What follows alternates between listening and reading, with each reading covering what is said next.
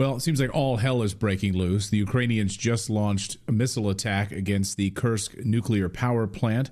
We'll get an update on that. Meanwhile, Americans scrambling right now to get out of Lebanon. According to reports, they feel abandoned by the Biden administration as the U.S. is bracing for a wider war in Israel. Meanwhile, Iran just warned the United States a short time ago to stay out of this fight. Iran also telling the United States the restraints are off. Israel, meanwhile, for its part, is readying their response to Iran. And we're hearing reports this morning that Israeli IDF soldiers are being slaughtered in southern Lebanon.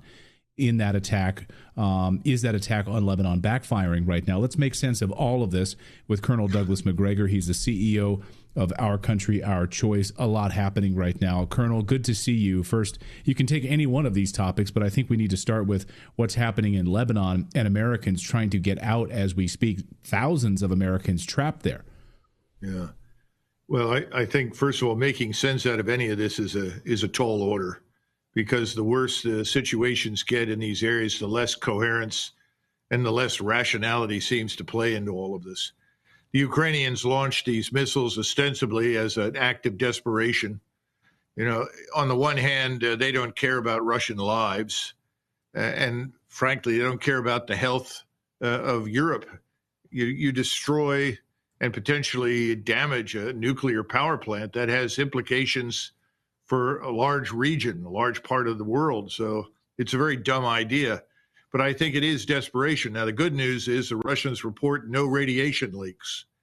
And others in the region who are monitoring it say they don't detect any radiation leaks. So that's good news. Second part is they say they've got it under control. They've secured it.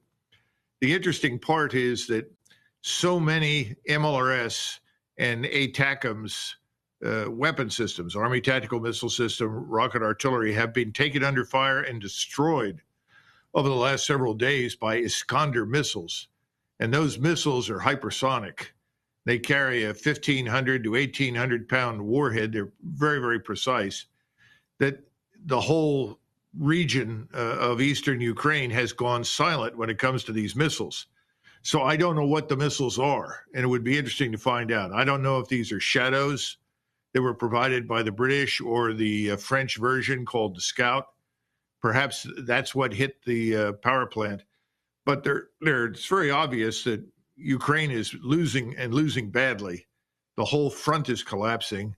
The Russians are advancing deliberately because, of course, they have to be alert to mines and booby traps and things that may lie in their path. Large numbers of Ukrainian soldiers are surrendering. They are, of course, being treated well as always. They're actually calling the Russians once again and saying, hey, we're finished. We have nothing left. We're ready to surrender. So that part is good news. But what's really upsetting about this act of desperation is that it's designed, I am afraid, to do to us in Ukraine what Netanyahu is doing to us in the Middle East, and that is to drag in the United States and its allies into the war. Now, nothing bad happened per se, at least as far as we know from the Russian side. But I think we're going to see more of this in the near future. We're going to see it both in Ukraine and in Russia. And what has to happen right now in Ukraine is the president needs to shut down this regime. It's dangerous. This is a careless, irresponsible action that does not represent us, is not consistent with our views as a nation and as a people. That needs to be made clear to these people in Ukraine. And I think it's time to just shut them down. Say, we've had it with you. We're no longer going to support you. We're pulling out, because we don't want something like this to happen in the future and succeed. So that's on the Russian front, and that's on what's just happened, this breaking news on this attack on this nuclear facility. Now let's turn to Lebanon, Colonel, where Americans trying to get out, upwards of 7,000 Americans trapped there who are trying to get out. The United States saying, yes, get out, but very difficult trying to get flights and trying to get these Americans out as Israel is expanding its war. This is not just a skirmish. We're hearing from the Israeli side that this is war. They are fully involved in a war in southern Lebanon at this hour. Where do things stand there before we talk about Iran? And the reports that I'm seeing this morning are showing, I'm seeing a lot, and you're not going to see this on Fox News. You're not going to see this on the major mainstream media. IDF soldiers coming up against heavy fire and being slaughtered in southern Lebanon. What's your sense of that? Keep in mind that we do have a Marine Expeditionary Unit in the area, a total of almost 6,000 Marines. That MEU is normally an amphibious carrier, and they should be able to help evacuate people from Lebanon. Now, I don't know if that's being discussed or they've tasked the Marines to do something else, but normally I would think in such an emergency situation, that's why we maintain Marine Expeditionary Units in order to rescue American citizens from this kind of situation. I don't know what the likelihood is of flying out because I don't know who is willing to fly in and out of Lebanon. Remember, over the last few days, the Israelis have killed 7,000 people in and around Beirut. Not all of these people were associated, obviously, with Hezbollah, but that makes it very difficult for commercial airlines to fly in and pick people up. But it's a bad situation, and I don't know why we waited this long, because I think it's been pretty clear for some time now that Mr. Netanyahu was going to attack southern Lebanon. Now, as far as progress on the ground, we've got a huge problem right now, Clayton, with battle damage assessment of what actually is destroyed when explosives are used, when munitions are used, and also the casualty problem, because the Israelis have never told the truth about their losses. We've never had a clear picture of what's happened in Gaza. You have essentially a blackout for news of any kind about what happens on the front in Israel itself. They regard this as a national security matter. Fine.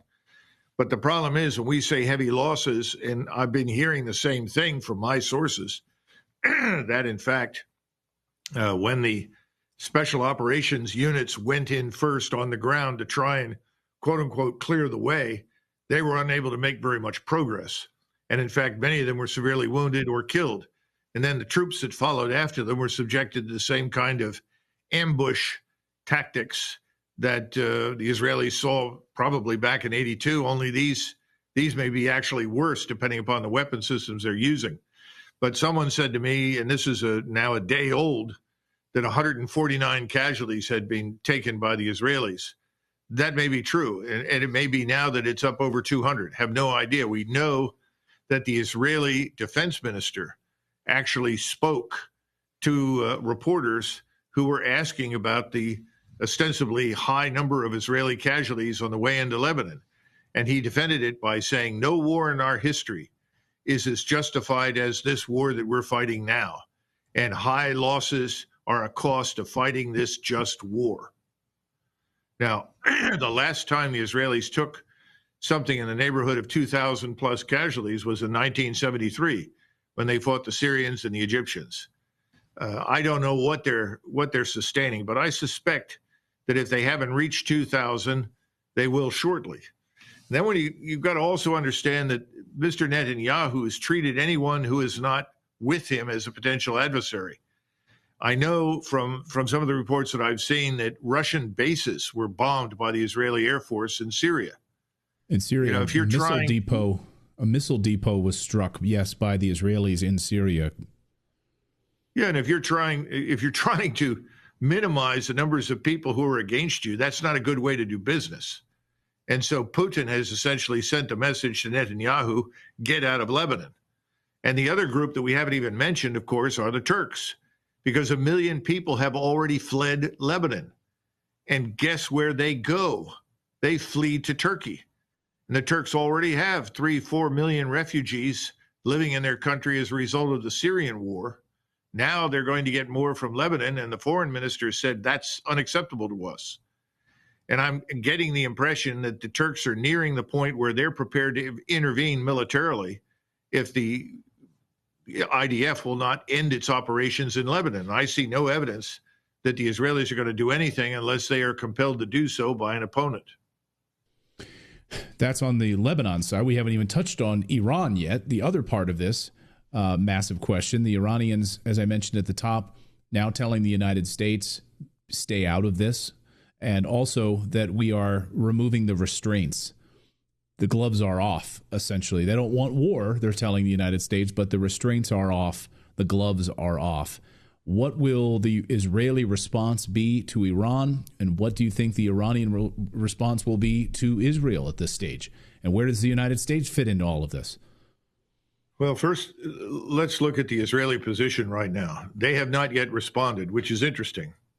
I say it's interesting because if the Iranian strike was as light and essentially strategically irrelevant as the Israelis claim, I'm surprised they haven't already launched some sort of retribution strike. Now, I don't have, again, the battle damage assessment. I'm not privileged. I don't get to go in and look at the satellite photography. I'm told that the strike that Iran launched of about 180 missiles, some of which were hypersonic, actually damaged airfields and aircraft. Now, there were some reports about having destroyed or damaged F-35s. I have no way of knowing that. There were also claims that they'd hit F-16s. But the fact that the Israelis haven't responded very quickly, especially with their Air Force, does suggest that the Iranians must have had some impact in that area, because the Israelis are almost entirely dependent on the Air Force. In fact, that's one of the reasons the Iranians have made it very clear they know where the aircraft are and they're going to target them, because without air support, close air support for the Israeli army on the ground, they're probably not going to get very far in Lebanon. And the Israelis know that. Now, what is Iran's response? Iran is simply saying, that's it. We've had it. The Iranians have been listening, as everybody in the Middle East has been listening, to Vladimir Putin and secondarily President Xi. And their counsel has been repeatedly, don't act rashly, exercise restraint, don't give any reason for someone to go to war against you. And they've listened to this, and they've now concluded that this restraint hasn't worked. I'm sure you must have seen the reports that we, apparently through our representatives on the ground over there, told Hezbollah that we were ready for a negotiated ceasefire with Hezbollah. And that was one of the reasons that meeting was held. And of course, that meeting was identified, found, and targeted by our capabilities. Without our active participation, without our intelligence, surveillance, reconnaissance capabilities, our electronic capabilities, the Israelis could not carry off something on the scale that you saw in Beirut recently against Hezbollah. So everybody knows that. I mean, it's not a secret. It may be a secret to the American people that we're that involved, but everybody else in the region knows it, and so does President Putin. And I think they've said now, that's it. We're not going to exercise any more restraint. And we have the capability to deliver punishing strikes. I've seen estimates that at least for 4 or 5 days, Iran could launch 100 missiles an hour against Israel. Now, I don't know if they'll do that, but that's a potential. We also know that the Israelis know, or the Iranians know, where the Israelis will go. They are very suspicious of Cyprus. And that's why Erdogan has made comments about Cyprus. Don't try to use it as a launch pad against Hezbollah. If you do that, we'll become involved. We don't want Israeli aircraft in Cyprus. So I think that's one. There's another one, though, and that's Azerbaijan. People don't hear much about Azerbaijan in public, but Azerbaijan has been providing oil to the Israelis through Turkey. And Erdogan has allowed this oil to move without interruption into Israel. That could end very soon because the Turkish population is furious and wants it stopped. And I think the Azeri Turks, whatever their dislikes may be of Iran, are probably equally sensitive to this. But the Azerbaijanis, remember, were supported in their last war with Armenia by the Israelis. The Israelis actually helped the Azeris with unmanned aircraft, in other words, drones, to kill Armenians. That wasn't very popular in Russia. Russia has historically supported the Armenians, but the Armenian government has moved in this sort of globalist direction and made itself something of a puppet of Washington.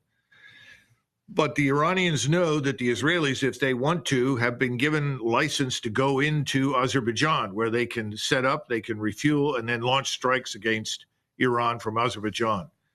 I don't know what the plans will be, but I suspect that if that's under consideration and the Israelis try to do it, that Azerbaijan will be drawn into the war, unless, of course, Erdogan, who's very close with the Azeri Turks in Azerbaijan, intervenes to stop it. So there's a tinderbox now that is primed to explode. Every conceivable weapon you can imagine, up to nuclear weapons, is available to everybody.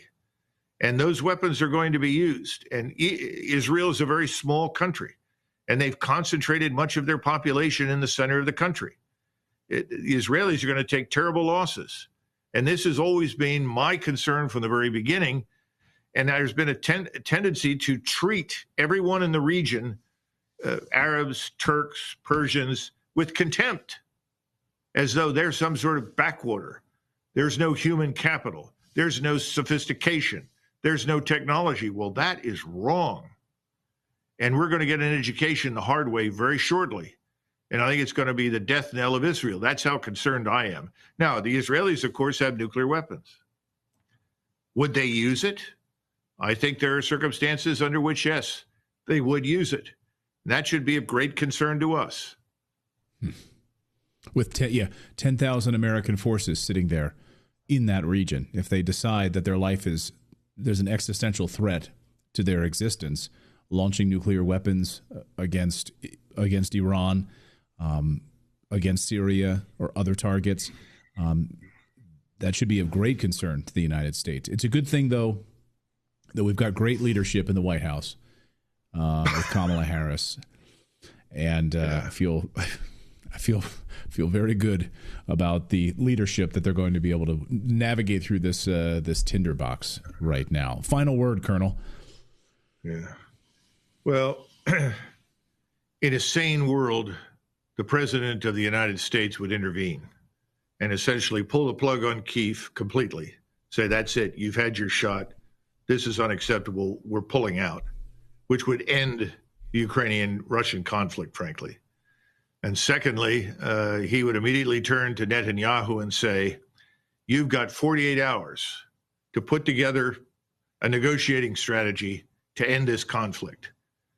And we'll help you, we'll assist you. But if you fail to do that, if you insist on this course where you're trying to continue the expulsion or killing of the population in Gaza, where you're going to continue harassing, brutalizing the population on the West Bank with the goal of ultimately throwing them out, if you're going to continue with this invasion in Lebanon with the goal of destroying not just Hezbollah, but bringing Lebanon as a country to heal or leave it in ruins, if you are going to continue to strike targets in Syria, Iraq, and then ultimately Iran, then we will leave you and you will be on your own. But you see, that would be a president who had a clear, unambiguous picture of our true national interests. We have no interest in a war with Russia. We have no national interest in a war with Iran, or for that matter, anybody else in the Middle East. We should be interested in the opposite. But both Zelensky and Netanyahu are interested in dragging us into their conflicts. It needs to stop. You want more of that, and you can read the message and the mission over at Our Country, Our Choice. Go to ourcountryourchoice.com. The Colonel is the CEO of ourcountryourchoice.com, and watch his mission video over there, Operation Focus, focusing on America, putting America's security first. It's high time people pay attention to that. Colonel, great to see you as always. Thank you so much for your time. Thanks, Clayton. Appreciate it.